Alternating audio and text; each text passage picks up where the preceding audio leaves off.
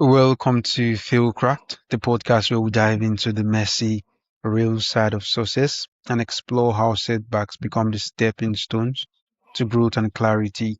I'm your host, Ezekiel Iferia, and today's guest is David Firth. In medieval times, the king had a court jester or a fool. The fool was the only person in the kingdom allowed to tell the king the truth without losing his head. He was the safety valve that kept the kingdom from failing due to arrogance. David argues that modern business has lost the fool. We have replaced truth tellers with yes men and consultants who are afraid to rock the boat. The result? Catastrophic leadership failure. David is an author and consultant who has worked with global giants to bring the truth back into the room. He is the author of The Corporate Fool and Change Your World One Word at a Time. He's here to talk about why your company needs a designated troublemaker, why the voice in your head is often a liar, and how to stop being a victim of change and start being the source of it. So, David, I am very excited and honored to welcome you to FailCraft. Thank you very much for joining us today. Pleasure to be here, Ezekiel. Yeah, I'm looking forward to our conversation. All right, and let's see how it goes. The concept of the corporate fool is quite fascinating. Historically, the fool was the only one that could tell the king he was naked without losing his head, of course.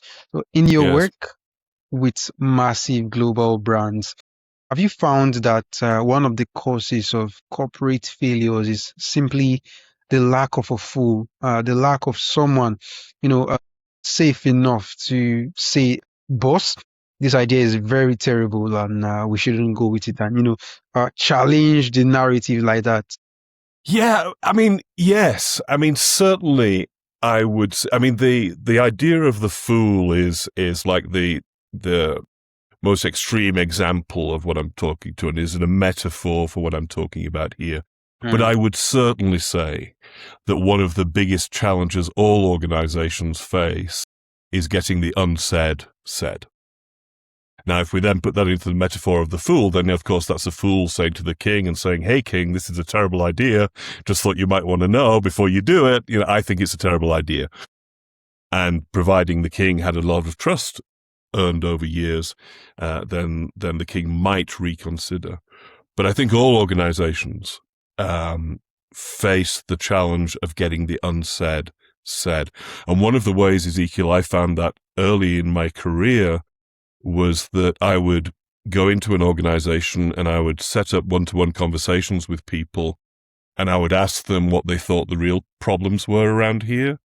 And they'd tell me what they thought the problems were. And then I said, "Have you ever shared that with the leadership team or with your line manager or the boss or whatever?"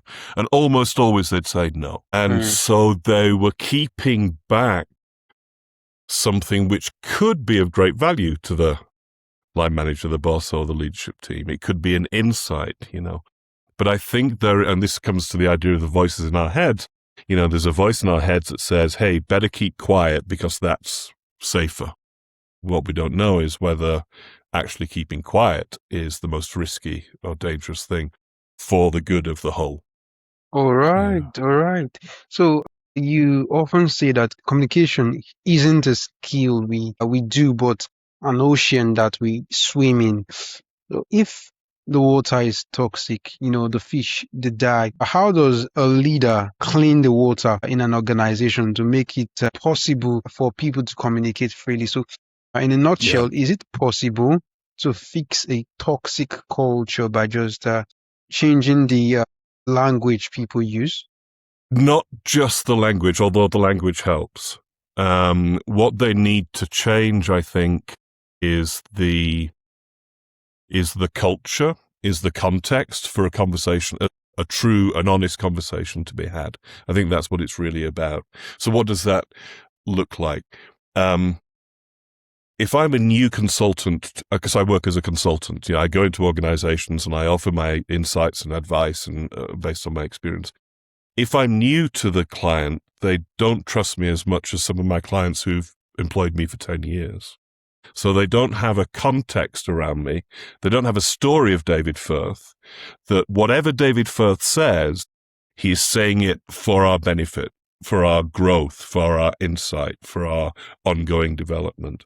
The people who I've worked with for 10 years know that no matter how harsh David sounds, he's coming from a place of love, from a place of we could make it better together. Yeah. So I think we need to be very careful. It's not just the words that we use, although we do need to be careful about the words we use, but it's the context, the story around how we show up to each other. Yeah. And I do believe it's possible to change a toxic culture. Whether the leader who led the culture to be toxic can change it without them going through a radical, like, Damascus vision moment, I don't know. But yes, can a culture be turned around? Absolutely it can. All right. So you pose a really great question. You ask that humans have been communicating for 100,000 years. So why are we still so bad at it? So I'd like to know, is our biological insight, is our biological need to be right the thing that causes most conversations fail? Yes, spot on, Ezekiel. Absolutely. Whether it's biological or whether it's psychological, that thing that some people call the ego, I refer to as the Ratty voice. The Ratty voice always wants to be right about what it's saying to you, whether it's telling you the truth or not. I think that that insistence on being right, being in control of the conversation, being in control of the outputs of the conversation is ultimately the thing that causes communication to fail. I think true communication, is a place for me to tell my truth or you to tell your opinions about what we're doing around here. But again, so that we can grow together and grow past this particular problem. All right. The problem is that most people think that the answer to poor communication is better communication skills. Mm. And it sounds crazy for me to suggest that it's not. But if you give better communication skills to a toxic leader, then they'll be better at being a toxic leader. Yeah. I never thought about it that way. Yeah. If I'm a very ego-filled person and you give me better communication skills, that just gives me the power for me to spread my ego around the world. And the world doesn't want that. Yeah. So it's partly skills, obviously, but I think the bigger thing is this relationship we have with each other and how we show up to each other. All right. All right. So you talk about the two voices in our heads. One is the victim and the other one is the creator. So why is the human default setting often tuned to the victim channel? I think it's a great question. I mean, I refer to those voices, and I'm writing a book this year that's going to be out later on this year about it, called the Ratty and Angelo voices. And the Ratty is one that, well, put it this way, Ezekiel, I've never met another human being, and I've said, when I say the Ratty voice, do you know what I'm talking about? I've never met anybody who said, I've got no idea what you're talking about. Everybody has an awareness of a little voice inside their head that tells them they're not good enough, they're not smart enough, I don't have enough followers on Instagram, you better not try this. Everybody is familiar with that. Now, why is that the loudest voice until we learn to diminish the power of the voice? I think it's probably related to the sort of lizard brain. I'm not a great brain scientist myself, but, we talk about the lizard brain. What's the lizard brain about? It's about survival. It's about don't do anything that could kill us. And so maybe over time, that Ratty voice just comes out of that safety instinct and will do anything it can to keep it safe, including, I better not go on Ezekiel's podcast in case I'm not very good, or I better not, whatever it is, And so I think that's probably why the Ratty voice is so much louder in most people than the Angelo voice. All right. That was a great response, David. So you wrote how to make work fun. Many people think work is supposed to be hard, boring, or miserable, and that's why they pay you for it. So is misery actually a sign of systemic failure? I mean, if a team isn't laughing, are they likely failing? Yeah. I mean, Ezekiel, I'll share here, my mom, bless her, my mom is still with us. She's 93 years old. She lives still in England. She's suffered a lot from depression.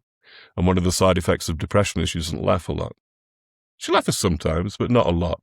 Not as much as I laugh or my Uncle Phil laughs or anything like that, And so I am very wary about teams that don't laugh together. Yeah, it can't be a healthy sign in most human activity. Now, do I take my work seriously? Absolutely. Do I care about how I show up to podcasts like this, or how I write my next book, or how I coach my clients? Absolutely. But does that mean I need to be solemn about it? No, that's not why we're here. And I think it's changed a lot over the years, Ezekiel. You're right that the default story has not changed. Work is supposed to be miserable, and then I'll retire, then I'll be happy. But what has changed is, I don't have any clients now who aren't thinking about, even if they don't say fun, they're thinking about enjoyment, well-being, healthy relationships as part of the workplace culture, as well as being productive and efficient and seeking profits and the like. Yeah. All right, all right. So I'd like to know, David, why do you argue that stories are more powerful than facts? Uh, and also just try to give us a scenario in a business context. Yeah. So, well, first of all, I'll just use the example you used. Why are stories more powerful than facts? Because stories are really cunning. Stories show up in our heads, not as stories. They show up as the truth. So, do most people on this planet, until they begin to think otherwise, think that work is supposed to be hard work and miserable and fun and struggling? That's why they pay us. Yes, it's still a story.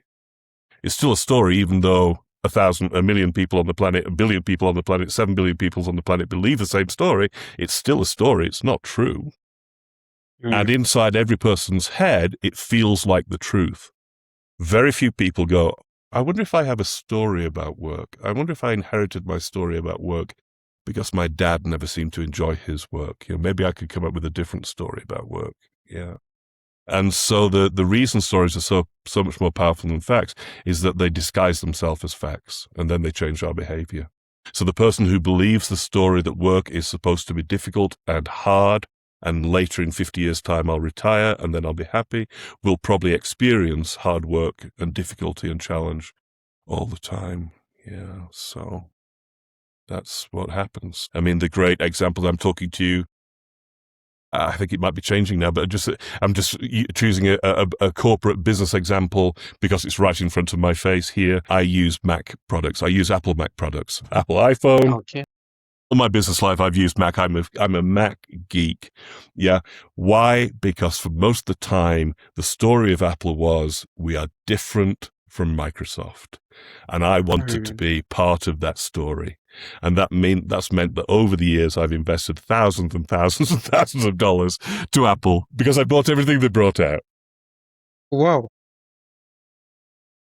Is the story about Apple changing in the world now? I think it could be because of the sorts of things going on in the world. But that's just an example of how if you can get a powerful story about Apple is cool, it will attract all those people who want to be cool too, including little old me. Okay, David, that was a really great response and also a fantastic illustration. So, for the listener who is currently who is currently paralyzed by toxic self-talk, that inner voice listing all their past failures, so what is the one word or phrase they need to swap out of their vocabulary to break that loop? Whoa, one word or phrase. Or maybe something a bit more sophisticated. Yeah, a bit more than that. Yeah. What will happen as I write this book, what we'll get to in the end is coaching the readers to say, thank you, Ratty. I hear your opinion, but I'm going to listen to see if Angelo has anything to say about this before I act. You know, I'm gonna stop listening to you. I'm gonna see if Angelo wants to speak up. So the first thing I would say is, don't just listen to Ratty. Don't certainly listen to Ratty because Ratty is the most insistent and most persuasive, most common, loudest in your head, because that's what Ratty does. Listen for Angelo as well. So here's a personal one for you, David. After 30 years of guiding leaders to stop acting and start being, I'd like to know, what does being successful truly mean to you now? I'm working on legacy at the moment, because all of these grey hairs indicate I've been on the planet a long time and a few years ahead of me than I've been in the past. So I'm working on legacy now. So I just want to get my message out to as many people as possible in the service of being helpful to people. But still, where does that start? It starts with being fully present with the person I'm with in the moment. And right now it's with you, Ezekiel. In an hour's time, it will be my wife. My wife has asked me to go and do some errands in the backyard here in an hour's time, and so I'll be fully present to that. So it's like, how do you build that legacy? You start with the person you're with and the communication you're having with the person you're with. All right. For our listeners who are really fascinated by this conversation and want to go read your books, watch your videos, or just connect with you to continue this conversation, so where is the best place for them to go? I think the central place is my website, which is davidfirth.com. There are some blogs I write regularly, some short videos I put together, and then there are links to the various books I've written over the years on that website as well. So davidfirth.com.